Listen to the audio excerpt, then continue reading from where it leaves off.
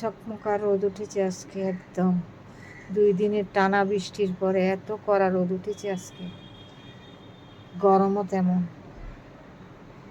আজকের গরম একদম অস্বস্তির গরম।